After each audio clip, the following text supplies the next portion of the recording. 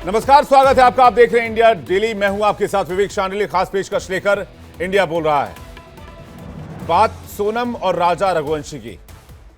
क्या राजा रघुवंशी की मौत उसकी कुंडली में लिखी हुई थी? क्या सोनम की कुंडली में मंगल दोष था?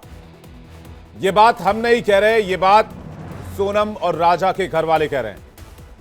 तो सवाल यह कि क्या जन्मपत्री में ग्रह और कुंडली में, बर्थ चार्ट में, कुंडली में जो प्लैनेट्स थे वो उसकी जान के दुश्मन बन गए? और क्या मंगल दोष ने राजा की हत्या की पटकथा पहले ही लिख दी थी? राजा की कुंडली में था कमजोर मांगलिक दोष। चेतावनी साफ थी, अपनों से खतरा है। और वहीं सोनम की कुंडली उच्च मांगलिक दोष से भरी हुई, लेकिन कोई बाहरी खतरा नहीं। परिवार का शक सोनम पर कह रहा है, क्योंकि राजा की हत्या के बाद वो अचानक बदल गई। राजा की मां उमा रघुवंशी का दावा है कि सोनम ने मंगल दोष मिटाने के लिए अपने ही पति को खत्म कर दिया ताकि प्रेमी से शादी कर सके। राजा का दोस्त आकाश शर्मा बताता है, दोनों कामाख्या मंदिर में किसी मन्नत के लिए गए थे। लेकिन मन्नत क्या थी? क्या ये उसी हत्या की स्क्रिप्ट थी जो कुंडली में पहले से ही दर्ज थी? अब इस केस में नया मोड़ है। ज्योतिषियों ने कुंडली की ऐसी सच्चाई बताई है जो इस पूरे मर्डर केस का एक खौफनाक पहलू बन चुका है। क्या सच में मंगल दोष ने राजा को मार डाला? मंगल दोष जो होता है, 9वां घर, 8वां घर और 12वां घर, है ना। 12वां घर जो होता है नीच का होता है, और 9वां घर और 8वां घर ये उच्च के मंगल कहेंगे। राजा का मंगल जो है नीच का था, सोनम का उच्च का था। नहीं, भरोसा तो उनको भी नहीं हो रहा था, लेकिन जब ये जांचें क्लियर होती रही तो उनको भरोसा हो। कभी कोई भी ऐसे पत्नी नहीं होगी जो अपने पति को इस तरह से मरवाए। मंगल दोष तो देखिए सबको रहता है। मंगल दोष राजा जी को भी था और सोनम जी को भी था, तो मंगल दोष तो था। मंगल दोष तो देखिए सबको रहता है। मंगल दोष राजा जी को भी था और सोनम जी को भी था, तो मंगल दोष तो था।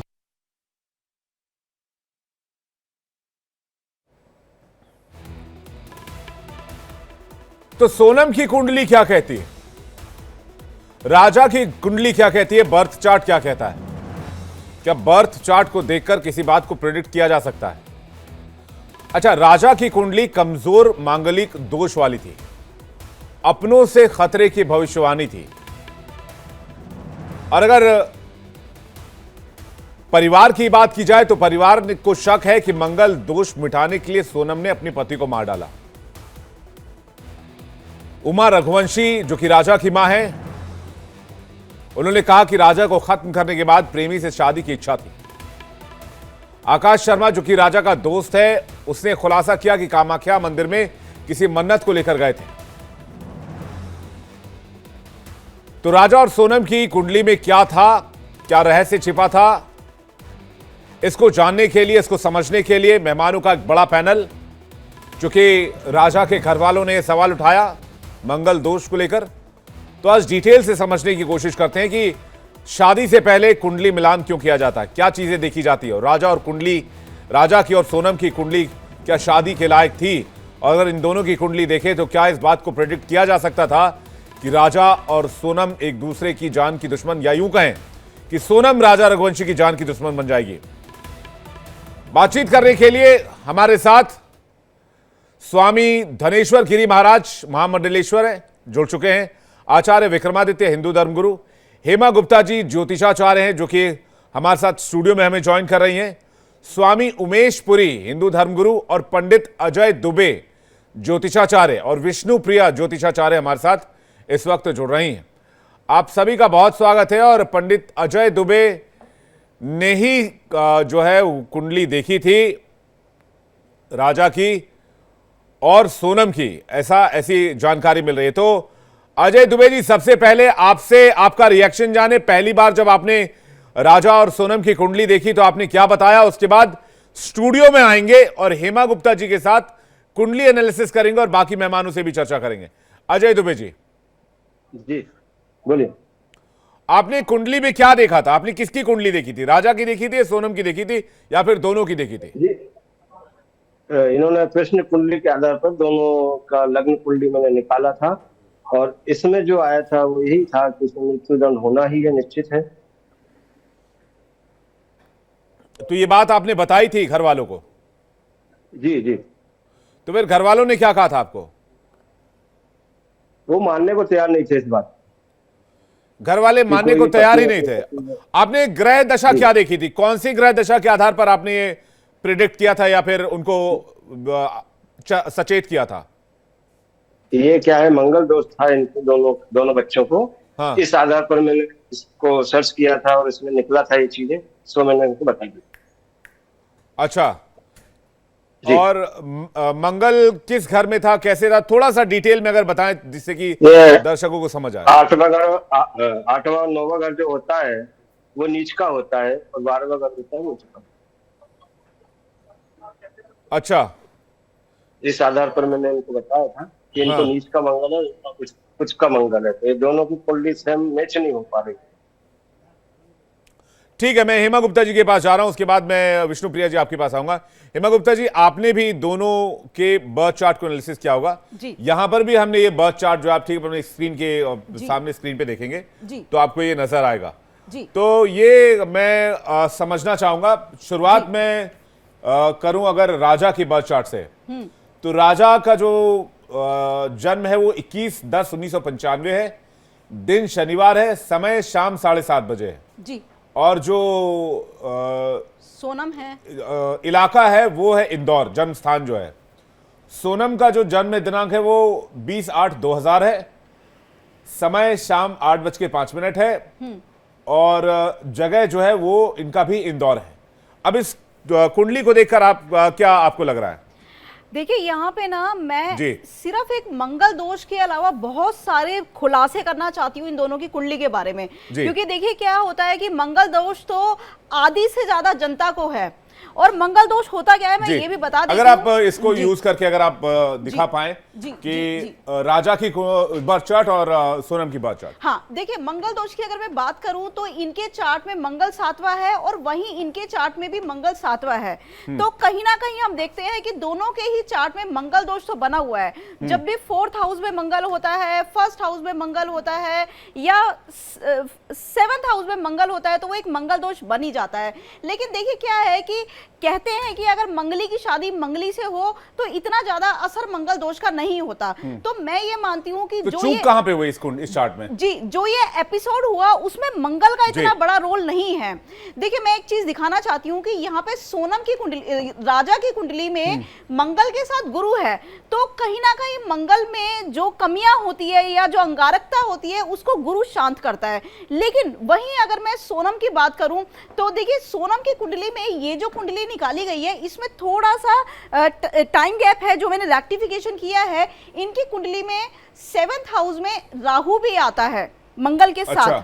जी, तो कहीं ना कहीं ये यानी कि ये मंगल जो है ये छठे घर का नहीं है। नहीं, ये राहु छठे घर का नहीं है। माफ कीजिएगा, राहु छठे घर का नहीं है, राहु 7वें घर का है। राहु 7वें घर का है और मंगल के साथ आता है। तो देखिए एक तो क्या इनका मंगल हो गया नीच का कि 10% गुस्से की जगह 1000% इनका गुस्सा हो गया, और साथ में जब राहु आया तो ये एक अंगारक योग बन जाता है। इसमें इंसान सिर्फ और सिर्फ ये सोचता है, उसके पास दिमाग ही नहीं होता सोचने के लिए, और वो ये सोचता है कि बस मुझे खत्म ही करना है। लेकिन इसके भी अलावा एक बात मैं बता दूं, देखिए क्या होता है जब भी हमारी लाइफ में कोई इवेंट होता है या जैसे हमारी लाइफ चलती है, तो उसमें सबसे ज्यादा जो रोल रहता है वो हमारी ग्रह दशा का रहता है कि वो क्या चल रही है। अब पहले यहाँ पे अगर मैं सोनम की दशा की बात करूं तो आप देखेंगे कि सोनम की दशा जो है ना वो सूर्य की दशा चल रही है, और उसमें चंद्रमा का अंतर है। तो सूर्य देखेंगे आप अष्टम का मालिक है। देखिए अष्टम हाउस जो होता है ना वो हमारे गुप्त संबंधों का हाउस होता है, हमारे हिडन सीक्रेट्स। अच्छा, सूर्य यहाँ पर शुक्र और बुध के साथ है। जी, शुक्र और बुध के साथ है। और आप ये देखिए कि इनका 8th हाउस पूरा एक्टिवेट हो गया, क्योंकि क्या है कि शादी के बाद नहीं, शादी के बाद नहीं, शादी से पहले ही हो गया। ये मैं आपको टाइम पीरियड भी बताती हूँ। अभी इनकी जो दशा स्टार्ट हुई है सोनम की सूर्य की वो हुई है 24/12/2024। तो आप ये समझिए कि दिसंबर से ही ये एपिसोड इनकी लाइफ में चल रहा था। दिसंबर से यानी कि अगर इसे बात भी हो रही होगी तो कहीं ना कहीं खटपट हो रही होगी। तो नहीं, ये देखिए क्या होता है कि यहाँ पे इनके हिडन जो सीक्रेट थे, इनके जो गुप्त संबंध थे, वो इनकी फैमिली के सामने आ गए थे।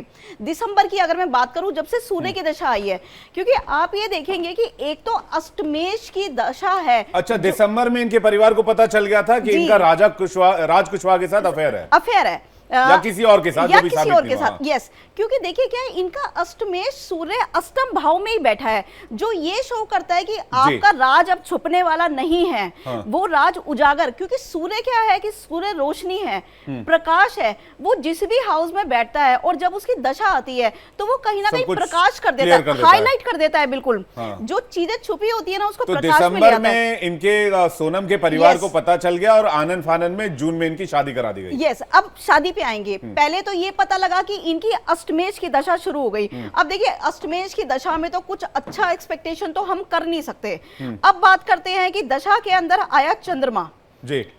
चंद्रमा इनका जो शुरू हुआ वो हुआ 24/12 से। सूर्य की जो दशा शुरू हुई थी वो हुई थी 6 सितंबर 2024 से। मतलब 3 महीने पहले सूर्य की दशा शुरू हुई। उसके बाद 24 दिसंबर से चंद्रमा का अंतर आया। सूर्य के अंदर जब चंद्रमा का अंतर आया तो देखिए, चंद्रमा इनका 7th लॉर्ड है। 7th लॉर्ड हमें शादी का प्रॉमिस देता है, और शादी होती है 7th लॉर्ड की दशा में। या तो 7th हाउस में जो ग्रह बैठा होता है उसकी दशा में होती है शादी, या फिर 7th लॉर्ड जहां प्लेसमेंट होता है वहां 7th लॉर्ड की दशा में शादी होती है। तो चंद्रमा की दशा में इनकी शादी हुई। लेकिन हम एक बात भूल रहे हैं कि चंद्रमा इनका एक तो मार्केश भी है। आपको मैं बता दूं, जो 2nd लॉर्ड होता है और 7th लॉर्ड होता है वो परम मारक का काम करता है। और आप ये देखिए कि यहाँ पे इनका अष्टमेश भी एक्टिव हो गया। तो अष्टमेश और 7th लॉर्ड की जब युति बनती है, जब ये दोनों आते हैं, हाईलाइट होते हैं, तो कुछ ना कुछ ब्लंडर, स्कैम तो होता ही है, जो इनके साथ हो गया सोनम। और दूसरी बात ये कि जो सोनम का 7th हाउस में अंगारक योग है, देखिए मंगल और राहु का ये अपने आप में ही बहुत बड़ा योग होता है। ये कोई ना कोई स्कैंडल दिखाता है, और ये ऐसा काम दिखाता है कि आपको जेल यात्रा तो ये कराएगा ही कराएगा। तो इनको पनिशमेंट होने वाली है, आपको लग रहा है? पनिशमेंट होने वाली है, इस पे भी मैं आगे आऊंगी। अब देखिए, इसके अलावा क्या हुआ कि इनकी 7.5 शुरू हुई, कब हुई? 25 मई को, 25 मार्च को, 25 मार्च 2025 जैसे ही शनि का ट्रांजिट हुआ तो इनकी 7.5 शुरू हो गई। ये बात मैं बताना चाहूंगी कि जब भी पंडित लोग जन्मपत्री मिलाते हैं तो वो ये देखना भूल जाते हैं कि बच्चों की आगे की दशा क्या है, आगे का टाइम साइकिल क्या है, क्या उनकी शादी सही चलेगी या कोई शादी में प्रॉब्लम आएगी। मतलब अंतर प्रत्यंतर कौन सी दशा चल रही है? हाँ, दशा कौन सी चल रही है, ये नया टाइम साइकिल शुरू हुआ है तो वो कौन सा हुआ है। क्योंकि देखिए क्या होता है कि अगर शादी में दशा आपको 2-3 साल अच्छे मिल रहे हैं तो वो एक एडजस्टमेंट का पीरियड होता है और शादी अच्छी चल जाती है। लेकिन आप देखिए कि इनकी तो शादी ही अष्टम के दशा में हुई है, तो कहीं ना कहीं प्रॉब्लम तो इनको आनी थी। चाहे एक सवाल जल्दी से, और बाकी मेहमानों का भी रुख करेंगे। मैं एक सवाल जल्दी से पूछना, क्या आपको इनके चार्ट को देखकर ऐसा लगता है कि माइंडली बहुत शार्प हैं? देखिए, बहुत तेज हैं, बिल्कुल बहुत, क्योंकि जिस तरह की प्लानिंग इन्होंने की है बहुत आसान प्लानिंग नहीं है कि इंदौर से मेघालय ले जाना, बिल्कुल उसके बाद वहां पे दोस्तों को बुलाना, लोकेशन शेयर करना, अपने कपड़े पे खून के छींटे वहां छोड़ देना जिससे पुलिस गुमराह हो जाए कि दोनों एक साथ लापता हो गए। जी, मैं उसका रीजन बताती हूँ। देखिए, इनका लगन है मकर लगन। मकर लगन का मतलब ये होता है मक्कार, कि मक्कारी तो उनके अंदर भरी ही होती है। प्लानिंग में, कैलकुलेशन में they are very smart people, ठीक है। और कहीं ना कहीं इनका लग्नेश आप देखिए ना, शनि होके बैठा हुआ है। शनि और गुरु कह रहे हैं बहुत शार्प माइंड देता है, बहुत शार्प माइंड देता है। और पंचम हाउस में तो कहीं ना कहीं लव अफेयर को लेके ये बड़ी सेंसिटिव है। और कहीं ना कहीं इनका जो है ना दिमाग जो चलता है सारा, वो इन्हीं चीजों में इनका माइंड डूबा रहता है, इन्हीं चीजों में इनका माइंड चलता रहता है। तो अब हम बात करेंगे आगे, मैं बात करूं या अब जाएंगे राजा रघुवंशी की कुंडली पर, लेकिन पहले चलते हैं विष्णुप्रिया के पास। विष्णुप्रिया भी हमारे साथ जुड़े हुए हैं। विष्णुप्रिया, आपने क्या ऑब्जर्व किया, क्या एनालिसिस किया? देखिए, अभी तो मैम ने पूरा ज्योतिषी आंकलन किया और बाकायदा उन्होंने बहुत जो चीजें बोली वो न्यूमरोलॉजी के उसमें भी अगर हम देखें तो बहुत चीजें एकदम सही है, क्योंकि कहते हैं ना ये अंक ज्योतिष और ज्योतिष आपस में जुड़ी ही होते हैं जी।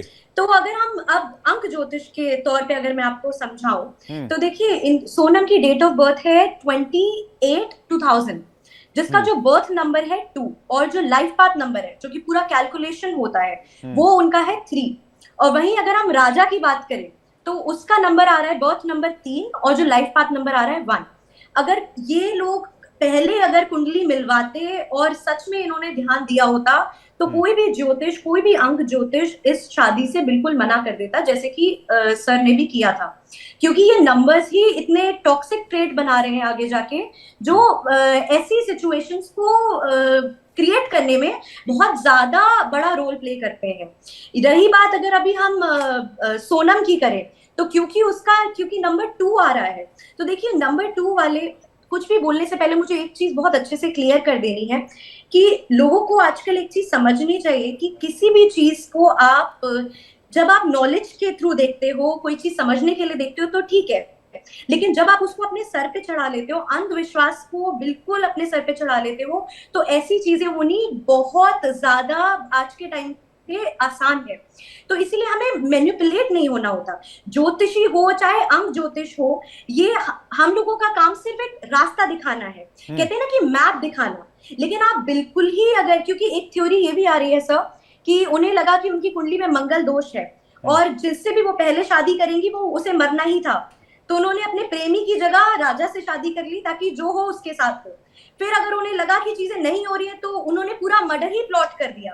तो आप देखिए कि अंधविश्वास कितना ज्यादा सर पे चढ़ गया था। लोगों को ये समझना चाहिए कि अगर कोई भी चीज हो रही है, सपोज आप किसी से बहुत प्रेम करते हो और अगर उसका चार्ट आपसे नहीं मिल रहा है तो आगे जाके इसके उपाय होते हैं, हर चीज का सॉल्यूशन होता है। इसका मतलब ये नहीं है कि आप बहुत एक्सट्रीम चले जाओ किसी भी चीज के लिए। नंबर 2 वाले लोग जब उनका दिमाग इन चीजों में बहुत ज्यादा आ जाता है तो एकदम विषैला हो जाता है। इस बात से मैम भी अग्री करेंगी, जब आप उनका चार्ट भी देखोगे ना तो अभी उनकी मानसिक स्थिति ठीक भी नहीं थी। और ये साल मंगल का है, अकॉर्डिंग टू न्यूमरोलॉजी ये साल मंगल का है। मंगल आपको बहुत ज्यादा जो आपकी एनर्जी है उसको हाई कर देता है। तो यहाँ पे अब आपके ऊपर है कि आपने अपनी एनर्जी किस तरफ लगाई। अब उसका दिमाग जो डिस्ट्रैक्ट हुआ, जो उसके में अंधविश्वास भरा और जिस तरीके से उसको रोका जा रहा था, उसकी शादी किसी और से हो गई, तो वो सब इतना एक्यूमुलेट हो गया कि वो खुद ही कंट्रोल नहीं कर पाई और ये डिसीजन ले लिया।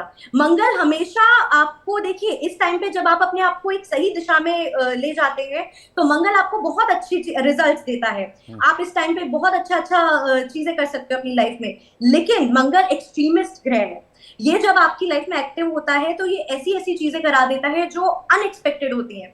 क्योंकि पहले जब देखा था फॉर फर्स्ट इंस्टेंस सबने ये बोला था कि वो तो ऐसा कर ही नहीं सकती, बट आप देखिए वो मास्टरमाइंड साबित हुई। तो यही होता है नंबर 2 का, क्योंकि प्लानिंग और प्लॉटिंग में नंबर 2 के आगे कोई होता ही नहीं है। और वहीं पे अभी इस साल मंगल की वजह से वो एनर्जी इतनी हाई हो गई जो उन्होंने ये सब प्लॉट कर दिया। और डेफिनेटली अगर देखा जाए, क्योंकि उनका नंबर 3 था, जिनकी डेथ हुई राजा का नंबर 3 था और नंबर 2, ये आपस में इमोशनली भी कंपैटिबल नहीं थे। और क्योंकि यहाँ पे तीसरे इंसान का भी एंगल है, नंबर 3 और नंबर 2 की मैचिंग नहीं हो सकती, ये कह रहे हैं आप? Absolutely not. क्योंकि देखिए जो नंबर 2 वाले होते हैं वो बहुत इमोशनली ना, दे नीड वेरी बहुत ज्यादा अश्योरेंस चाहिए होती है उन्हें। और नंबर 3 वाले जो होते हैं वो फ्रीडम पसंद करते हैं। और क्योंकि इसका नंबर 1 भी आ रहा है, नंबर 1 राजा को रिप्रेजेंट करता है, तो ऐसे लोगों को अगर लगेगा कि उन्हें बार बार चीजें पता नहीं पड़ती तो वो बहुत टॉक्सिक हो जाते हैं ऐसे रिश्ते। तो ऐसे में डेफिनेटली हम लोग पहले कुछ उपाय करते हैं अगर आपको ये शादी करनी होती है तो। लेकिन इस केस में ऐसा कुछ भी नहीं हुआ, जो बिल्कुल उन्होंने अपना दिमाग लगाया और वो दिमाग कहाँ चला गया ये तो हम सबने देख लिया। तो न्यूमरोलॉजी के थ्रू भी अगर हम देखें, इसको डिकोड करें, तो इस साल की वजह से भी और उन दोनों के नंबर्स की वजह से भी ये टॉक्सिक ट्रेट क्रिएट हुआ, जिससे ये स्टेप लेना उसने आसान समझा, बजाय कि वो जाके अपने पेरेंट्स को बोले किसी और को बोले। एक चीज और जो नंबर 2 के बारे में यहाँ पे ये है कि इन लोगों को अपनी इमेज से बहुत प्यार है। तो आपने देखिए कि ये जो षड्यंत्र जिस तरीके से रचा गया वो इसको डिपिक्ट करता है कि उसने पहले ऐसा करने की कोशिश करी कि उस पे ऐसा लगे कि वही विक्टिम है, उसके साथ ही गलत हुआ है। तो ऐसे लोग बहुत इमेज कॉन्शियस होते हैं, तो इसीलिए ये साल बहुत ज्यादा सबको भी ध्यान रखने की जरूरत है। ठीक है, राजा रघुवंशी के बर्थ डिटेल पर भी जाएंगे आपके साथ और बातचीत करेंगे उनके न्यूमरोलॉजी पॉइंट ऑफ व्यू से कि क्या उनके कई शॉर्ट लाइफ के योग बन रहे थे। लेकिन इससे पहले हमारे साथ जुड़ चुके हैं आचार्य विक्रमादित्य, हिंदू धर्मगुरु, और धनेश्वर गिरी जी महाराज हमारे साथ जुड़े हुए हैं। धनेश्वर गिरी जी, आपने कुछ एनालिसिस किया क्या इनको देखकर, या फिर इस बर्थ चार्ट को देखकर आपको क्या लगा? अगर हम सोनम की बात करें तो सोनम रघुवंशी की। असल में बहुत कुछ इसके पीछे अगर सोचा जाए तो ये न्यूमरोलॉजी, एस्ट्रोलॉजी और ये अपना जो भी स्पेस साइंस का जो एक बहुत बड़ा विज्ञान है, ये जीवन को सुरक्षा देने का काम करता है। लेकिन हमारे बहुत सारे एस्ट्रोलॉजर जो हैं वो प्रिडिक्शन के साथ साथ में अगर इनको सावधान भी करते हैं कि जीवन को बचाया जाए। रही बात मंगल की, जो मंगल में जिस दोष में अगर किसी की शादी होती है तो साफ साफ एस्ट्रोलॉजी के द्वारा बताया जाता है कि उसकी शादी या तो किसी बरगद से, पीपल से या किसी आग के वृक्ष से कर दी जाती है तो वो दोष खत्म हो जाता है। लेकिन अगर किसी व्यक्ति को ना समझाया जाए और उसका माइंड हाईजैक ही कर लिया जाए तो वो फिर ऐसे उपद्रव करता है। ये बहुत ही भयानक स्थिति है, क्योंकि अगर हम स्पष्ट नहीं बताएंगे कि आपको करना क्या है, जिस तरह डॉक्टर के हिसाब से पेशेंट डॉक्टर के अकॉर्डिंग हो जाता है, जो डॉक्टर जैसा कहेगा वैसा ही वो करेगा। ऐसे ही एस्ट्रोलॉजी में और हमारे अध्यात्म में कोई भी व्यक्ति किसी जानकार के पास जाता है तो वो उसका माइंड हाईजैक की तरह से एक तो हो जाता है। विडंबना तो ये हमारे देश में, विडंबना तो ये हमारे देश में कि सनातन विज्ञान को बहुत डिफेम किया गया, बहुत नीचा दिखाया गया और इसे एक तरह से मैलिफाइड किया गया कि ये पोंगा पंडितों का काम है, भविष्यवाणी करते हैं, इसमें कोई सच्चाई नहीं है। इस तरह की अवधारणा क्रिएट की गई पूरे विश्व में इस सनातन विज्ञान ज्योतिष शास्त्र को लेकर, जबकि मैं ये मानता हूं कि it's completely based on science and mathematical equation. इसी के आधार पर ये बेस्ड है और जो भी गणना होती है मैथमेटिकल है जी, मैथमेटिकल है, सारी चीजें कैलकुलेशन तो होती है। और इसके पीछे अब किसी और का दोष नहीं दूंगा, इसके पीछे सनातन धर्म के ही कुछ लोगों की गलती है जिन्होंने इस विज्ञान को, इस शास्त्र को मैलिफाइड किया, दूषित किया। वही महाराज, वही मैं आपको बताना चाह रहा हूं कि ये बहुत गहरा और बहुत साधना किया हुआ विज्ञान है। इसमें प्रकृति अपना साथ देती है और हर समय जो ग्रह नक्षत्र अपना कार्य कर रहे हैं वो अपना भाव भी देते हैं। लेकिन सिर्फ किताबी ज्ञान को लेकर अगर हम किसी को प्रेडिक्ट करें और उसको उतना ही बताएं जितना हम जानते हैं तो ये बहुत भयानक है। ये बहुत लोग आजकल यही चल रहा है, लोग एक दूसरे की मानते हैं और मानने के साथ में उन लोगों को फॉलो करना नहीं आता और नुकसान हो जाता है, जीवन चला जाता है। बिल्कुल। ये और आजकल हो रहा है और ये आप कह रहे हैं, आप जो इशारा कर रहे हैं वो कर रहे हैं नीम हकीम खतरे जान। बिल्कुल बिल्कुल, यानी कि अगर डॉक्टर को आधी जानकारी है, वो इलाज आधा जानता है, तो फिर आपकी जान खतरे में है। और कुछ यही ज्योतिष विज्ञान पर भी लागू होता है। अगर ज्योतिष का ज्ञान आपको अच्छे से नहीं है तो किसी को सलाह देने से बचे। लेकिन आजकल तो सोशल मीडिया का जमाना है, हर दूसरा आदमी एस्ट्रोलॉजर बनकर बैठा हुआ है और हर तीसरा आदमी ज्ञान दे रहा है और हर चौथा आदमी कंसल्टेशन दे रहा है। तो ये तो बड़ी खतरनाक स्थिति बनी हुई है। आपने सही कहा। मैं आपके पास लौटूंगा, आचार्य विक्रमादित्य के पास जा रहा हूं। आचार्य विक्रमादित्य, आपने क्या इनके कुंडली को एनालिसिस किया? आपको क्या बात खटकी अगर इन दोनों की कुंडलियों को देखा जाए तो?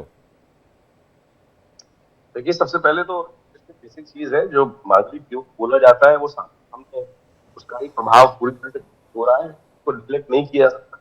जिस प्रकार से घटा है योग, मंगल यदि लड़की कुंडली को देखें तो इस कुंडली में मंगल का होकर बैठा है, पाप करते योग के अंदर बैठा है, 7.5 चल रही है। फिर जिस प्रकार से सूर्य की महादशा के अंतर्गत बंधन योग बन रहा है, वो सारा का सारा जिस प्रकार योग है वो पूरी तरह से घटित हो रहे हैं। ऐसे व्यक्ति दुस्साहस में होते हैं। जब मंगल नीच का होकर पाप कर्त्री योग में आगे उस पर शनि की हो जाती है तो ऐसे व्यक्ति किसी भी हद तक दुस्साहस पूर्ण कार्य कर सकते हैं। और वही हुआ है पूरे के पूरे एपिसोड में। मैं ऐसे एक नहीं, मैं कम से कम 10 व्यक्तियों की कुंडली आपके समक्ष सारे तौर पर कर सकता हूँ। विवेक जी, आपके साथ तो हम लगातार बहुत सारे चैनल्स पे रहे और ज्योतिष के माध्यम से हमने समय समय पर बहुत सारी घटनाओं के बारे में जिस प्रकार से ज्योतिष पे विवेचना की जाती है उसको समझा है, देखा है। तो बिल्कुल जिस प्रकार से योग कुंडली में बना हुआ है वही घटना व्यक्ति के साथ होती है। और ऐसे में जन्म पत्री की जो ज्ञान उस समय बहुत सारी चीजों को देखना चाहिए। अब जैसे इस लड़के की कुंडली को मंगल ग्रही होकर सप्तम भाव में बैठा हुआ है। आमतौर पे हम लोग जब भी प्रेडिक्शन करते हैं वैसे कहते हैं भैया शादी डिले कर दो, बहुत जितनी डिले कर सकते हो करने का प्रयास करो, तभी अच्छा होगा, नहीं तो दिक्कत होने की तो पड़ जाती है। अर्ली मैरिज से राजा रघुवंशी को बचना चाहिए था, आप ये कह रहे हैं? बिल्कुल, अर्ली मैरिज से रुकना चाहिए था। प्रकार का योग लड़के की कुंडली पे है और तो बिल्कुल उसको बचना चाहिए था। और नहीं तो ये जो योग है वो सामने आपके उपस्थित हो गया। जिस प्रकार की घटना लड़की की कुंडली, तो जिस प्रकार से आप देखें कि सप्तम भाव पूरी तरह से चौपट हो चुका है, और ऐसे में जिस व्यक्ति ने भी जन्मपत्री मिलान करने का वहां पर जो भी कार्य करवाया गया, कैसे भी घुमा करवाया गया है, आज समझे वो विवेचना ज्योतिष की दृष्टिकोण से सही रूप से होनी चाहिए, सबके सामने लाना चाहिए। और जिस प्रकार से हमने कभी बयान सुना था लड़के वालों ने, तो वो बयान ऐसा आया कि हमें तो पता ही नहीं था मिलान हुआ कि नहीं हुआ, कैसे कर दिया गया है। आज की तारीख में समस्या क्या हो गई कि ज्योतिष 3 दिन में ज्योतिषी बन जाते हैं, 15 दिन में ज्योतिषी बन जाते हैं, और ज्योतिष की विभिन्न शाखाओं के द्वारा जो परंपरागत ज्ञान प्रकार से अर्जित किए जाते थे, वो आज ही नहीं है। आज सारे के सारे जिस प्रकार सोशल मीडिया पर ज्योतिष की विवेचना, मंदिर के पंडित भी ज्योतिष के ऊपर विवेचना करके वो भाव उपस्थित करने का प्रयास कर रहे हैं, तो पुराणिक मत जो है, तो वैधव्य योग को काटने का जो बात की जाती है, उसको निग्लेक्ट किया जा रहा है जी। और अनादिकाल से भारतीय के इन योगों को महत्वपूर्ण समझा गया है कि जो योग बताए गए हैं वैधव्य योग को काटने के, तो उसको किया जाना चाहिए उपाय, जिसका शास्त्र में वर्णित है।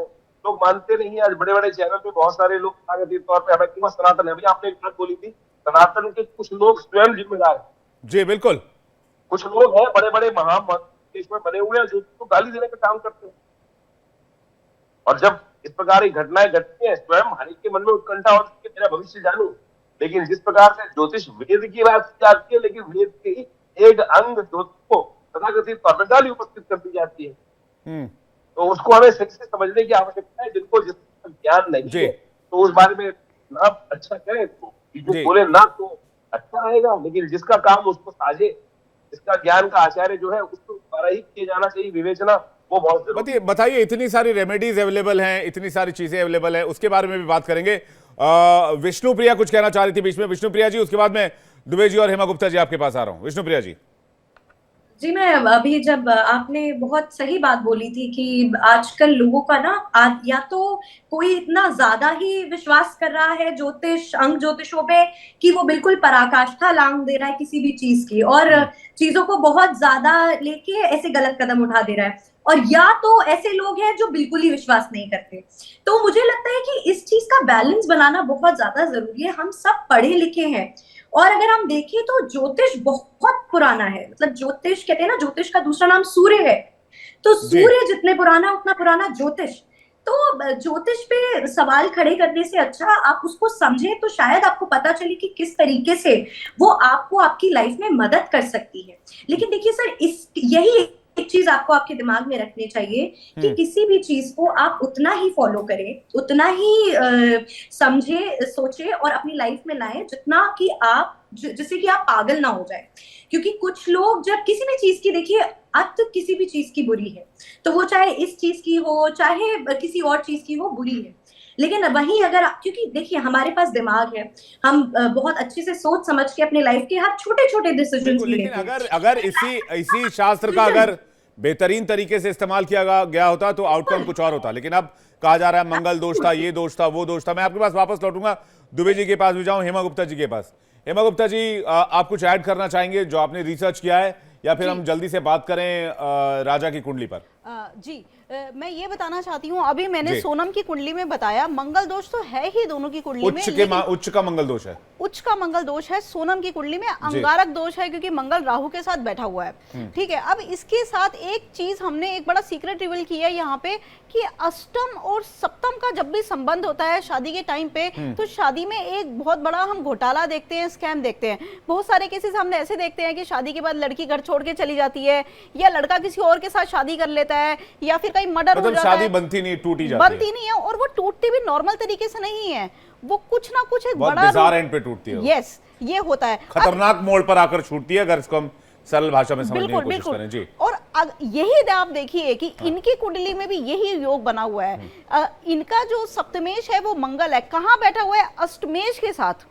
तो आप देखिए यही सेम योग है राजा की कुंडली में। अष्टम का मालिक क्या है? मृत्यु। अष्टम हाउस जो होता है वो मृत्यु होता है, कि मृत्यु आ गई हमारी शादी के घर में, शादी होगी, वो हाउस एक्टिवेट हो जाएगा, हाउस एक्टिवेट हो जाएगा। आपने 8वां हाउस एक्टिवेट कर दिया। यस, 8वां हाउस आपने एक्टिवेट, किसने किया? आपके स्पाउस ने, क्योंकि सप्तम हाउस जो है वो हमारे स्पाउस का होता है। तो वाइफ ने क्या किया? मतलब कि आपको शादी करनी ही नहीं चाहिए थी, आप शादी करते और आपका ये डेथ हाउस एक्टिवेट हो जाता। राइट। अब ऐसे में किसी ने बोला कि जब किसी का सप्तमेश मंगल हो और अष्टमेश के साथ बैठा हो तो एक बीवी एक आपका तलाक या फिर एक कहीं ना कहीं डेथ तो देखने को मिलती है। तो उस केस में जैसा किसी ने अभी यहाँ पे बताया, बहुत सही बोला कि बरगद के साथ एक शादी कर देनी चाहिए पहले, इस तरह की रेमेडीज कुछ कर लेनी चाहिए शादी से पहले। मतलब अगर किसी वृक्ष से किसी और योनि के जीव से शादी करा देते, देन अगर आप शादी कराते राजा की किसी की भी XYZ से, तो ये शादी बच जाती। लेकिन मैं फिर एक बात बताती हूँ, लेकिन फिर हाउस तो वही रहता,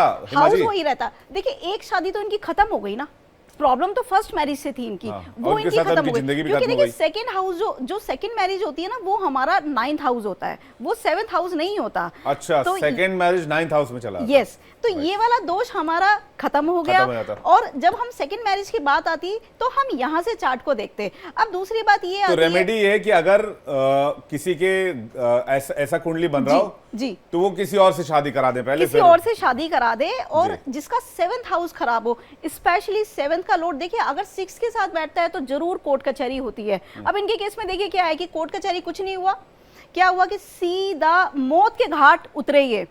तो क्योंकि कहीं ना कहीं मृत्यु का प्लान, गुरु जो है वो इनका 8th लॉर्ड है और गुरु को परम मार्केश बोला जाता है यहाँ पे, ठीक है। तो क्या है कि वो मंगल के साथ जब बैठ गए और सप्तमेश के साथ बैठ गए तो कहीं ना कहीं ये तो सीन होना ही था उनके साथ। अब बात करते हैं एक और कि राजा की चार्ट में जो शनि है वो इनके राहु के ऊपर राहु का गोचर हुआ है। आप देखिए इनका जो राहु है वो 10th हाउस में बैठा है और यहीं पे इनके गोचर का राहु आया है। जब भी राहु के ऊपर राहु का ट्रांजिट होता है या शनि के ऊपर शनि का ट्रांजिट होता है तो एक नया इवेंट होता है लाइफ के अंदर, एक लाइफ साइकिल शुरू होता है। बहुत बारी लोग अपना घर छोड़ के भाग जाते हैं या फिर लोगों को जेल हो जाती है, चोर उचक्के बन जाते हैं, कुछ ना कुछ उनके साथ होता है या फिर मर्डर हो जाता है, जैसे हमने इस केस में देखा।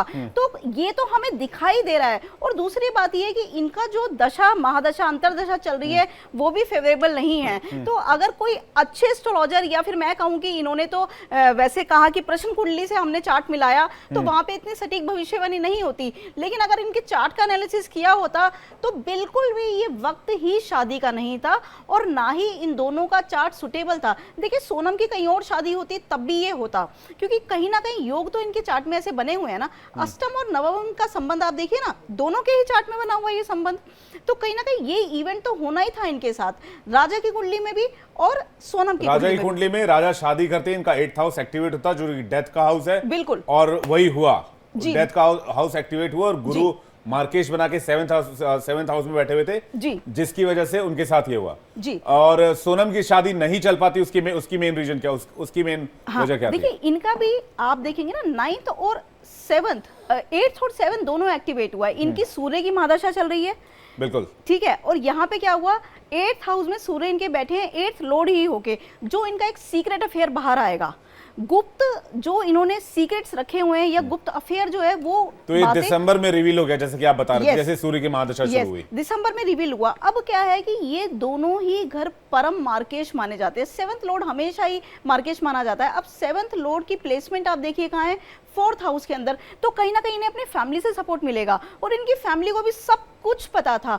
क्योंकि 7th लॉर्ड इनका 4th में बैठा है और अकेला बैठा है, अफिक्टेड बैठा है। मतलब इनके अफेयर के बारे में फैमिली को पता था बिल्कुल। और फैमिली अभी भी छुपा रही है, क्योंकि आप देखिए ना, अगर ये चंद्रमा इनका यहाँ पे दूषित होता या फिर यहाँ बैठा होता तो उसकी कैलकुलेशन कुछ और होती, लेकिन अभी क्या है कि इनकी फैमिली छुपा रही है। और दूसरी बात, सप्तम में इनका जो है नीच का मंगल बैठा हुआ है, और नीच का मंगल जो होता है ना बहुत बड़ा योग बनाता है, साथ में अंगारक योग भी बन रहा है इनका। तो कहीं ना कहीं ये किसी की भी लाइफ में जाती, राजा की लाइफ में नहीं जाती, किसी की भी लाइफ में जाती, तो ये सब तो इनको करना ही था, क्योंकि इनका ना तो गुस्सा पहले भी कंट्रोल में नहीं रहता था। अब जब ये शादी से पहले थी तब भी ये कभी अपना गुस्सा कंट्रोल नहीं कर पाई, और जहां पे भी इनकी कोई पार्टनरशिप बनी या लव अफेयर बने, सब में इनकी पोजीशन ऐसी ही रही और आगे भी इनकी पोजीशन ऐसी ही रहने वाली है। अब दूसरी चीज ये है कि आप राजा की कुंडली जब देखते हैं तो इनकी राहु की महादशा चल रही है 2019 से, ये बताया था। ये मैं आपको टाइम बता देती हूँ, 2019 से जहां तक मैंने देखा था जी।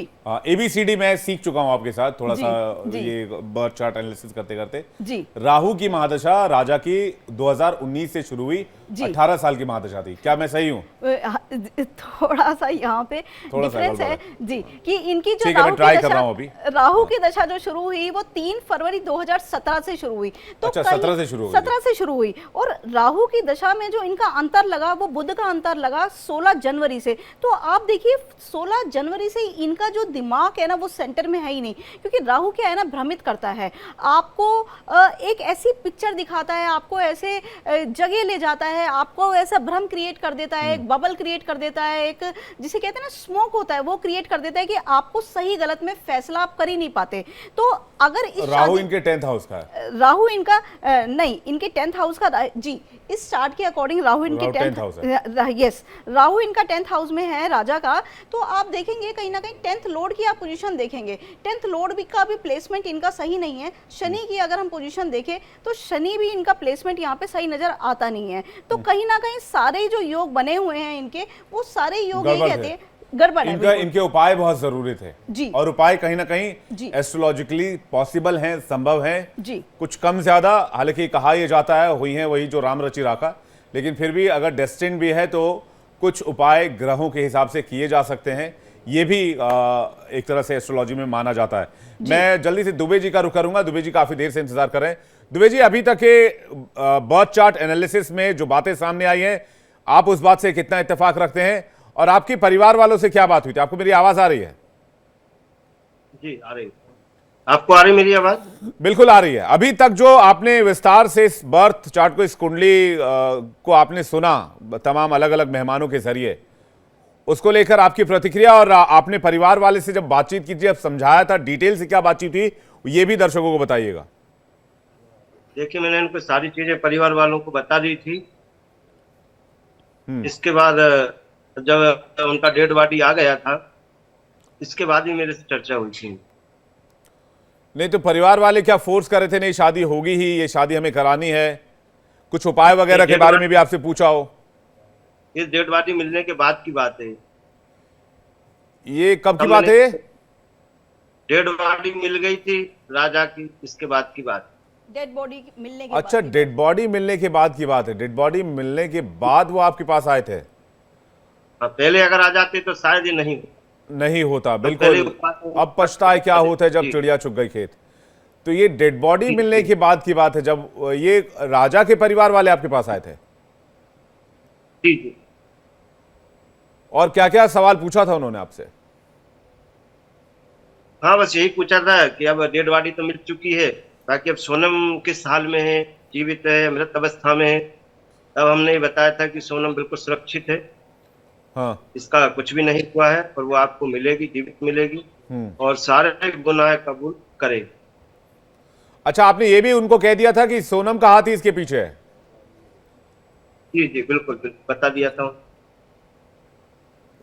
ये वाकई हैरत वाली बात है कि आपने उनको पहले ही बता दिया था। हालांकि परिवार वाले अभी 2 दिन पहले तक ये मानने को तैयार नहीं थे, ना सोनम के परिवार वाले मान रहे थे, ना राजा के परिवार वाले ये बात मान रहे थे। तो आपकी बात उन्होंने मानी थी जब आपने कहा कि भाई सोनम का हाथ इसके पीछे हो सकता है? अब देखिए, कोई भी होगा अपनी बहू को कातिल कैसे मान सकता है? थोड़ा सा मुश्किल है इस चीज को जानने के लिए। तब मैंने उनको कुंडली के बारे में बताया, देखिए ये चीजें निकल रही है। तब उनको विश्वास हुआ। दूसरे दिन जब को पकड़ाया, सोनम वहां गाजीपुर में पकड़ाई, तब उनको ये विश्वास हो गया। बाकी में आप अगर ऐसे पहले बोलते, हम पहले उपाय कर लेते तो ये स्थितियां नहीं। बिल्कुल सही बात है कि अगर पहले उपाय किए जाते तो शायद हल निकाला जा सकता था। विष्णुप्रिया जी के पास जा रहा हूं। विष्णुप्रिया जी, राजा रघुवंशी के बर्थ डिटेल को अगर आप न्यूमरोलॉजिकली देखें, नंबर्स के नज़र से देखें, तो क्या आपको लगता है कोई अल्प आयु का योग बन रहा हो? उनकी उम्र छोटी थी या कम थी, इतनी ही उम्र थी, इस तरह का कोई आंकड़ा आपको दिखता हो? I'll tell you exactly sir कि जब मुझे पता चला कि मुझे इस पे डिबेट करनी है, तो मैंने उनकी प्रॉपर जो उनका चार्ट था उसे स्टडी किया न्यूमरोलॉजिकली। तो बहुत चीजें बाहर आई। मैं आपको 5 इंपॉर्टेंट चीजें बताती हूँ जो मैंने नोट डाउन की। पहली ये कि जो राजा का पर्सनल ईयर था, मतलब जो इस साल का जो माना जाएगा, वो था 4। जैसे अभी मैम ने देखा, आपने राहु की बात की थी, तो यहाँ पे देखिए नंबर 4 भी राहु को डिपिक्ट करता है। तो देखिए कैसे न्यूमरोलॉजी में नंबर 4 आ गया। 4 का था, और 2025 का यूनिवर्सल ईयर 9 है, हमें सब पता है मंगल का साल है। ये कॉम्बिनेशन न्यूमरोलॉजी में कार्मिक ट्रैप खेलता है। इस कॉम्बिनेशन में जब इंसान फंसता है ना, तो किसी अनअवॉइडेबल डेस्टिनी का शिकार हो जाता है, चाहे वो फिजिकल एक्सीडेंट हो, चाहे वो इमोशनल बिट्रेयल हो। तो इन दोनों के चांसेस बहुत ज्यादा बढ़ जाते हैं। नंबर 2 अगर हम देखें यहाँ पे चीज, तो लाइफ पाथ 1 जो कि राजा का था, ऐसे लोगों का ईगो बहुत स्ट्रांग होता है, लेकिन अगर सामने इमोशनली अनस्टेबल इंसान आ जाए ना, तो ये लोग कभी कभी कार्मिक सेक्रीफाइस बन जाते हैं। और राजा ने शायद वार्निंग साइंस को इग्नोर किया, क्योंकि उनका बर्थ नंबर 3 भी था। मुझे लगता है यहाँ पे कोई डिसएग्री नहीं करेगा, उनका नंबर 3 था, जो केयरलेस बनाता है थोड़ा इंसान को। जो इंडिकेटर्स उनको मिल रहे थे उन्होंने वो भी इग्नोर करे, तो ऐसा नंबर 3 ऐसा कर देता है इंसान को। तीसरा पॉइंट जो था, जो मैंने देखा, ईयर 4 में इंसान रिस्ट्रिक्टेड फील करने लगता है, और राजा की डेस्टिनी इस साल लॉक जोन में थी, और कार्मिक सेटलमेंट लिखा जा चुका था। तो इसकी पॉसिबिलिटीज बहुत ज्यादा थी। अगर उन्होंने कंसल्ट किया होता तो लोग बता देते उनको। चौथा पॉइंट ये है, न्यूमरोलॉजी में जो 9 का साल होता है, जो 9 की साइकिल होती है, उसका मतलब होता है किसी भी रिश्ते या फिर किसी भी चीज का कंप्लीशन होता है। तो अगर हम इस चीज को भी देखें, उनकी डेथ को भी देखें, तो वो भी एक उसी का फॉर्म हो गया। पांचवी चीज जो मैंने नोटिस करी, देखिए राजा के नंबर्स के हिसाब से 2025 प्रोटेक्शन का साल ही नहीं था, ये एक्सपोजर का साल था। और उनकी जो शादी हुई वो होनी ही नहीं थी इस साल। इस साल इनको सिर्फ एक्सप्लोर करनी थी, इनको अपने करियर में जाना था, और बिल्कुल भी गलत लोगों पे ट्रस्ट नहीं करना था, क्योंकि इस साल जैसे मैम ने भी बताया, राहु भ्रम क्रिएट करता है।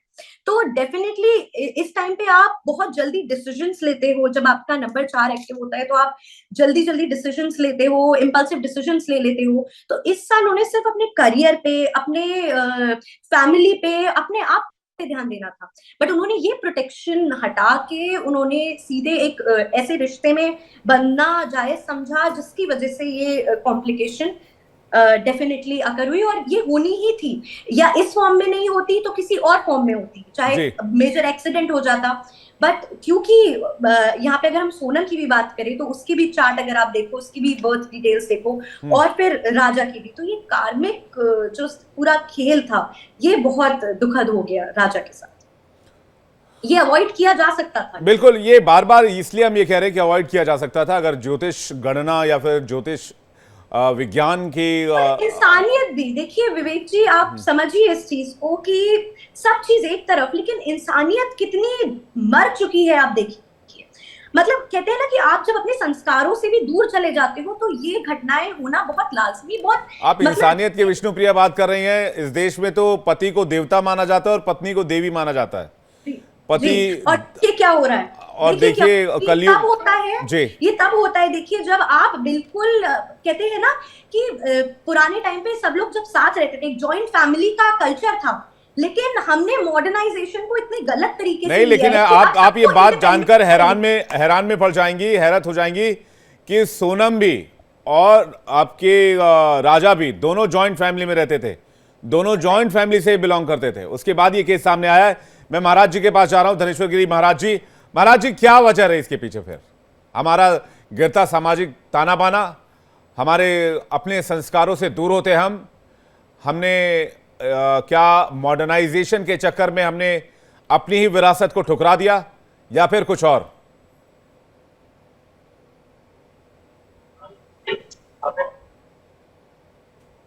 महाराज जी, आपको आवाज आ रही है?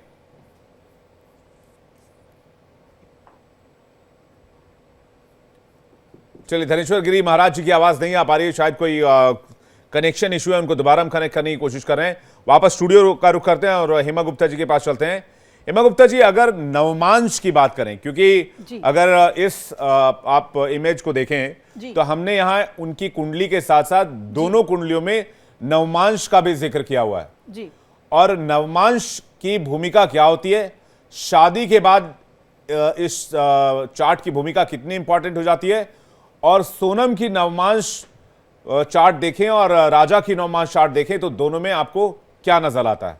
देखिए, ये आपने बिल्कुल सही कहा कि शादी के बाद हमारा नवमास चार्ट एक्टिवेट हो जाता है। अब लोग ये कहें कि जिनकी शादी नहीं होती क्या उनका एक्टिवेट नहीं होता नवमास? तो मैं बता दूं, 37 साल के बाद जो हमारी लाइफ चलती है उसमें हमारे नेटल चार्ट का रोल कम होता है, नवमास का रोल ज़्यादा होता है। 37 के बाद? जी, 37 के बाद। तो अब सोनम के नवमास चार्ट की बात करते हैं। इनका कर्क का नवमास है, लेकिन मैंने बताया जैसे ये राहु का जो इनका यहाँ पे दिखा रहा है, थोड़े इसका रेक्टिफिकेशन जरूरी होता है जो मैंने किया है। तो इनका राहु आता है यहाँ पे लगन में। तो राहु जब भी लगन में आता है, नेटल चार्ट में इनके 7th में राहु है मंगल के साथ, और नवमास में इनके लगन में राहु है। तो लगन का राहु होता है ना, वो इंसान को बड़ा कनिंग बनाता है, वो इंसान को ऐसा बना देता है कि वो कुछ भी बड़ा फैसला ले सकता है, वो किसी के बारे में नहीं सोचता, वो इतना सेल्फिश बना देता है। जैसे राहु की कहानी हम सब जानते हैं कि उन्होंने विष पिया था मोहिनी का रूप धर के देवताओं की सभा में, और जब वो पकड़े गए तो कहीं ना कहीं उनका क्या हुआ कि सर धड़ से अलग हुआ, जो राहु और केतु डिवाइड हो गए। तो यही है कि राहु का काम ही यही होता है, छल करना। तो आप देखिए, जो ये शादी हुई तो उनके माइंड में ये छल वाली प्लानिंग थी कि मुझे ये प्लानिंग करनी है नवमास के हिसाब से। और अगर मैं नेटल चार्ट के हिसाब से देखूं तो भी आप देखिए ना कि 7th हाउस में इनका राहु बैठा हुआ है मंगल के साथ, तो वो एक अंगारक योग के साथ साथ मैं आपको एक सूत्र और यहाँ पे बता दूं, जिनका भी 7th हाउस में राहु बैठा होता है कहीं ना कहीं उनका एक्स्ट्रा मैरिटल अफेयर होता है, या तो शादी से पहले जो अफेयर होता है वो कंटिन्यू रहता है, या फिर शादी के बाद अफेयर हो जाता है, या उनके स्पाउस का अफेयर हो जाता है। तो ये जो थर्ड पार्टी वाला जो एंगल होता है वो इनकी लाइफ में इन्वॉल्व जरूर ही जरूर होता है, जिनका कनेक्शन 7th हाउस में राहु के साथ आता है। और ये पूरा केस ही इनके अफेयर के इर्द गिर्द घूम रहा है। राइट। और देखिए, ये इनके अफेयर की कहानी तो इनका 8th हाउस बहुत अच्छे से सुना रहा है, क्योंकि 8th हाउस जब भी रिवील होता है, 8th हाउस का मतलब ही क्या होता है कि हमारे जो सीक्रेट रिलेशनशिप होते हैं वो हम हमेशा 8th हाउस से ही देखते हैं। और वो रिवील कब हुआ? जब सूर्य आया, जब सूर्य का प्रकाश आया। देखिए, चीजें तो पहले से चल रही थी, लेकिन जब प्रकाश आया तो वो रिवील हो गया। और रिवील कैसे हुआ? चीजें पहले अंधेरे में थी, सूर्य की प्रकाश पड़े, लोगों ने देख लिया। बिल्कुल, वो अब रोशनी में आ गई, दुनिया को पता लग गया कि इनकी लाइफ में क्या चल रहा है। और उससे भी बढ़िया आप एक बात देखिए कि शनि की 7.5 इनकी शुरू हुई 3rd हाउस में। जैसे इनके शनि आया और शनि की 7.5 शुरू हुई, तो शनि महाराज तो किसी को भी नहीं बख्शते। और वो 7.5 में अब देखिए, इनको जेल यात्रा भी आगे होने वाली है, क्योंकि शनि का तो ये काम ही है कि वो तो बिल्कुल बर्बाद करके ही छोड़ते हैं। तो जिस हिसाब से इनका वो तो कर्मों के हिसाब से फल देता है ना। देखिए, इनका नेटल का भी तो देखिए ना आप, नेटल के शनि की भी बहुत अच्छी कोई पोजीशन नहीं है। पंचम का जो शनि होता है वो कभी भी अच्छा नहीं माना जाता। और किस राशि में बैठे हैं? शुक्र की राशि में बैठे हैं, और उनके शुक्र का प्लेसमेंट भी तो 8th हाउस के अंदर है। अब आप देखिए, यहाँ पे 2-3 चीजें हैं। इनका जो बुध है भाग्येश होके 8th हाउस में बैठा है, भाग्य का साथ भी इनको नहीं मिला, भाग्य भी इनका खराब हो गया। जो पद प्रतिष्ठा होती है जो हम 10th हाउस से देखते हैं, 10th का मालिक इनका शुक्र है, वो भी इनकी अष्टम में बैठ गई। मतलब पद जो होता है, प्रतिष्ठा जो होती है, नेम फेम जो होता है, वो भी इनका मट्टी में मिल गया। तो सब कुछ इनका भाग्य, पद, प्रतिष्ठा, और उसके अलावा जो इनका हाईलाइट हो गई सब चीजें, और ये जो स्कैम निकल के आ गया, ये सबसे बड़ा, हमें आगे जाने की तो जरूरत ही नहीं है। आप 7th और 8th का कॉम्बिनेशन देखेंगे और इन्हीं दोनों घरों की इनकी दशा चल रही है। तो यहाँ हमें क्लियर दिखाई दे रहा है कि ये सब होता हुआ। और जल्दी से अगर हम राजा के नवमास पर नजर डालें तो जी, अब देखिए, राजा के नवमांश में पहले हम देखेंगे कि उनका सप्तमेश कहाँ बैठा है। सप्तमेश जो इनका मंगल है वो आप देखेंगे इनके 9th हाउस में बैठा है। तो सप्तमेश ने क्या किया, शादी के बाद इनको दूर ले गए। 9th हाउस क्या है कि हमारी लॉन्ग डिस्टेंस जर्नी होती है। 9th हाउस, अच्छा, इसलिए इंदौर से मेघालय गए। यस, इसलिए ये दूर गए। और आप देखेंगे ये दूर भी एयर ट्रेवल के थ्रू गए होंगे। बिल्कुल, एयर ट्रेवल से गए। यस, क्योंकि 9th हाउस जो है वो फार ऑफ प्लेस दिखाता है और एयर ट्रेवल दिखाता है। तो ये वहां गए, और जैसे कि इनके नेटल चार्ट में जो कॉम्बिनेशन इनके बने हुए हैं कि वो ट्रेजेडी इनके साथ होनी थी, लेकिन कहाँ होनी थी? घर से दूर जाने के बाद। यस, तो ये जब हम चार्ट मिलान करते हैं तो बहुत सारी चीजें हम नवमांश में देखते हैं, नेटल चार्ट में देखते हैं, और एक पिक्चर बन के सामने आ ही जाती है कि एक्चुअली होने क्या वाला है। तो इन दोनों की पिक्चर भी बिल्कुल क्लियर थी। मुश्किल से 5 या 10 मिनट लगते हैं इनकी पिक्चर को देखने के लिए, बहुत सारा टाइम इस पर नहीं लगाना पड़ता। जी, और मुझे लगता है कहीं ना कहीं फैमिली पे प्रेशर रहा होगा दिसंबर के बाद, जैसे कि आपने जी। कहा कि चीजें रिवील हो गई जी। और सोनम के घर वाले चाहते होंगे जल्दी से जल्दी शादी करा दें जी। और परिवार की इज्जत बची रह जाए, घर की इज्जत बची रह जाए, और इसलिए जल्दबाजी में फैसला किया गया होगा, लेकिन इसका परिणाम कुछ ठीक नहीं रहा और ज्योतिष आकलन जो है वो भी कुछ इसी तरफ इशारा कर रहा है। धनेश्वर गिरी जी महाराज, उस समय आपका जवाब पूरा नहीं हो पाया था, आप अपनी बात कंटिन्यू कीजिए, एक बार फिर से हमारे साथ जुड़ गए महाराज जी। जी, असल में क्या है कि बताते तो सब हैं, बचाता कोई नहीं है। आजकल घटनाएं लगातार इसी तरह से आ रही हैं, कहीं ना कहीं आध्यात्मिक ज्ञान के पीछे कुछ ना कुछ ऐसा हो रहा है, घटनाएं लगातार हो रही हैं। बताते तो सब हैं, बहुत कुछ बता देते हैं कि घरों की दिशाओं के बारे में, नक्षत्रों के बारे में, लेकिन बचाता कोई नहीं है। ये बहुत बड़ी विडंबना है। मैं सभी अपने महापुरुष इन ज्ञानी आचार्यों को भी मैं धन्यवाद देना चाहूंगा, इनका अपना ज्ञान बहुत अच्छा है, लेकिन जहां जीवन की बात आती है वहां पर बचाना बड़ा मुश्किल हो जाता है। बहुत सारे ऐसे भी लोग हैं जिनके पास कुंडलियां नहीं होती हैं, उनका विश्लेषण करना बड़ा मुश्किल हो जाता है। तो ऐसे में अगर किसी की शादी की बात आती है तो सबसे मुख्य जो शादी का पहलू होता है, जब फेरे होते हैं तो कम से कम वो ठीक समय होना चाहिए, ताकि जो अग्नि के सामने जो भी वचन होते हैं वो सिद्ध हो और उसको भी जीवन को बचाया जा सके। जीवन बहुत अमूल्य है, लेकिन जिस तरह से घटनाएं हो रही हैं, कहीं ना कहीं कुछ ना कुछ ऐसा अधूरा जरूर है जिसको हम सही से समझ नहीं पाते हैं। मतलब हम किसी की जिंदगी को बचा नहीं पाते हैं। ये बहुत बड़ी कैलकुलेशन है। देखिए, जो एस्ट्रोलॉजी है ये आज से नहीं सदियों से है, हम भी इसको बहुत मानते हैं। ग्रह नक्षत्र अपने हिसाब से काम करते हैं। अब जैसे राजा की कुंडली में बताया कि उनका राहु की महादशा चल रही थी, तो महादशा भी अपने आप में भ्रमित करने का योग बनता है, मानते हैं इस बात को। लेकिन जिसकी जीवन में मंगल आ जाता है और मंगल अमंगल करने लगता है तो उसको कौन बचाए। अब बात आती है कि अपना जो ज्ञान होता है, जो अध्यात्म है, जो भी हमारे ऋषि महर्षियों ने जो लिखा, एस्ट्रोलॉजी में बहुत कुछ बड़े बड़े विद्वानों ने लिखा, उसके बारे में सटीक जानकारियां बनाई। अब उसको किस तरह से आदमियों के दिमाग में डालें और कैसे इनके जीवन को बचाया जाए, बहुत बड़ा सवाल है। और इसी सवाल को लेकर हम कई बार चिंतित भी होते हैं, क्योंकि अगर जीवन को बचाने के लिए अगर ज्ञान विज्ञान है। देखिए इस परिवार की, जैसा कि दुबे जी अभी बता रहे थे कि जब ये घटना घटित हो गई उसके बाद परिवार जो है वो दुबे जी के पास पहुंचा कुंडली दिखाने के लिए, कुंडली की गणना करवाने के लिए। अगर वो पहले चले जाते तो अच्छा, वो पहुंचे भी किस लिए?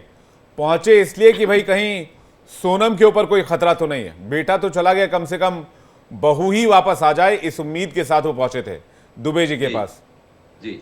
लेकिन उन्हें पता नहीं था कि जो असली खेल है वो सोनम ने किया है, जैसा कि मेघालय पुलिस दावा कर रही है। और ये आरोप है, चूंकि अभी ये चार्जेस प्रूव नहीं हुए हैं तो हमें उनको एज अ आरोपी ही लेकर जो है वो चलना पड़ेगा। तो ये सबसे बड़ी बात और सबसे बड़ी विडंबना यही है कि वो पहुंचे भी बाद में किसी ज्योतिषाचार्य के पास, किसी पंडित जी के पास। विवेक जी, मैं यहाँ पे एक बात और कहना चाहूंगी कि 16 जून के बाद सोनम के कुछ और भी राज बाहर आएंगे। बहुत कुछ ये अभी भी छुपा के बैठी हैं और बहुत कुछ बताने वाली है ये 16 जून के बाद। और आप ये देखिए, क्योंकि 16 जून के बाद 16 जून से आप देखेंगे कुछ और नए नए सीक्रेट्स, कुछ ट्विस्ट आने वाला है स्टोरी के अंदर। तो हम देखेंगे बहुत सारी चीजें और निकलेगी 16 जून के बाद। और यहाँ मैं ये भी बता दूं कि 25 जून से जो इनका टाइम है, अब वो ऐसा है कि फिर वो उनकी वापसी कहीं नहीं है, वो संभलने वाला टाइम बिल्कुल नहीं है। 25 जून से इनको लेके फैसले आने शुरू हो जाएंगे कि इनके साथ अब क्या होने वाला है, इनको जेल होगी या क्या होगा। जेल के योग भी बने हुए हैं, आप देखिए ना, इनका अंगारक योग ही एक्टिवेट होने वाला है 2 जुलाई से। तो कहीं ना कहीं स्थिति बहुत आगे इनकी बिगड़ती हुई दिखाई देती है। और बाकी जैसे हम जो कहानी है अभी इसको बिल्कुल सच मान के बैठे हुए हैं, राज की जो स्टोरी है, इनके अफेयर की जो स्टोरी है, अफेयर है ये तो 100% पक्का है, लेकिन किसके साथ है और रियलिटी क्या है, तो बहुत सारी चीजें हम देखेंगे कि 16 जून से अब कुछ नए सीक्रेट्स हमें इनके चार्ट के अकॉर्डिंग नए सीक्रेट्स हमें निकलते हुए दिखाई देते हैं, रिवील होते हुए अभी दिखाई देते हैं।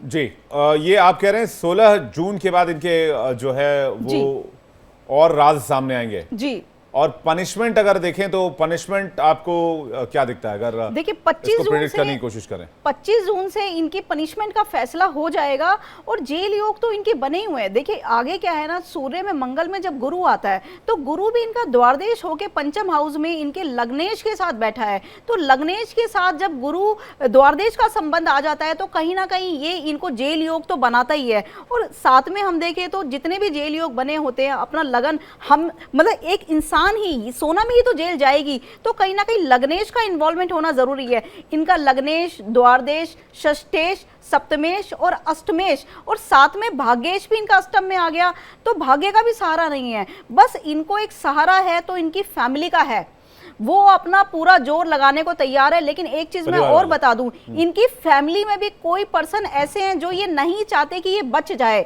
क्योंकि इनके फोर्थ लॉर्ड के साथ आज ये बात आप सही कह रही हैं। आज इनके भाई जो हैं, सोनम के भाई पहुंचे थे राजा रघुवंशी की मदर से मिलने के लिए। उन्होंने प्रॉमिस किया है कि अगर सोनम गिल्टी पाई गई तो वो पूरी कोशिश करेंगे कि उनको की सजा मिले। मैं जल्दी से विष्णुप्रिया से एक क्वेश्चन ले लूं। विष्णुप्रिया जी, आगे आप क्या देख पा रही हैं एज अ न्यूमरोलॉजिस्ट? देखिए अभी आप देखेंगे कि ये बहुत इमोशनल गेम खेलने वाली है, और लेट अगर हम ये देखेंगे दिसंबर के अराउंड, मतलब 2025 के एंड में आप देखेंगे तो ये मेंटली बहुत ज़्यादा डिस्टर्ब होने वाली हैं। इनके ट्रीटमेंट शुरू हो सकते हैं मेंटल हेल्थ केयर में, क्योंकि एट द एंड जैसे अभी मैम ने बोला, उसी में मैं ये ऐड करूँगी ये, क्योंकि ऐसे लोग ना अकेलापन बिल्कुल नहीं झेल सकते हैं, और जिस हिसाब से भी चीज़ें हो रही हैं और इनके नंबर्स के हिसाब से चीज़ें दिख रहा है, तो इनकी लड़ाई बहुत लंबी चलने वाली है। जो मैम ने बोला फैसले की बात, तो मुझे लगता है वो तो डेफिनेटली, क्योंकि उसमें तो क्या ही बोल सकते हैं, जो दोषी है उसको सजा तो मिलेगी। लेकिन यहाँ पे मुझे लगता है कि 2028 के बाद से ये मुझे लगता है एक स्पिरिचुअल उसमें लाइन में जाना पसंद करेगी। ये मुझे लगता है ये सीख करेगी स्पिरिचुअलिटी को, लेकिन उससे पहले बहुत ज्यादा बिट्रेयल भी फेस करने वाली है। अभी इनफैक्ट अगर आप कोर्ट केसेस में जब ये बैटल लड़ा जाएगा कोर्ट में, एक तो जो सोर्सेज के आपने बिट्रेयल की बात की, मैं एक सोर्सेज के हवाले से जानकारी मिली वो दर्शकों के साथ साझा कर दूं। जो राज कुशवाहा हैं वो इंदौर में ही थे, ये दावा किया गया। तो जब उन्होंने सरेंडर किया सोनम रघुवंशी ने, तो उनके साथ कोई नहीं था। उनको सरेंडर शायद इस स्थिति में करना पड़ा कि राज कुशवाहा ने ये कहा था कि वो उनका साथ देंगे और वो उनके साथ रहेंगे आफ्टर दिस इंसिडेंट, अगर ये सब कुछ सक्सेसफुल हो जाता है। लेकिन शायद उन्होंने आखिरी वक्त में जाने से इनकार कर दिया और सोनम के पास कोई रास्ता नहीं था सरेंडर करने के अलावा, और इसलिए राज कुशवाहा के घर वाले लगातार दावा कर रहे हैं कि वो लगातार इंदौर में थे, वो कहीं नहीं गए, उनका इस इंसिडेंट से कोई लेना देना नहीं है। तो शायद ये बिट्रेयल उनको मिला और उसके बाद उन्हें लगा कि सरेंडर कर देना चाहिए, और सरेंडर करने के अलावा कोई चारा नहीं है, कोई उपाय नहीं है, और उनको सरेंडर करना पड़ा। बहरहाल जी बहरहाल बहुत शुक्रिया आपका विष्णुप्रिया जी हमारे साथ जोड़ने के लिए। दुबे जी आपका भी धन्यवाद, महाराज जी आपका भी धन्यवाद, हेमा गुप्ता जी आपका भी बहुत बहुत शुक्रिया हमारे साथ जोड़ने के लिए। तो बर्थ चार्ट एनालिसिस करके काफी चीजें समझी जा सकती हैं, जानी जा सकती हैं, कैलकुलेशन किया जा सकता है, और अगर शायद ये कैलकुलेशन पहले किया गया होता तो राजा रघुवंशी आज शायद हमारे बीच होते।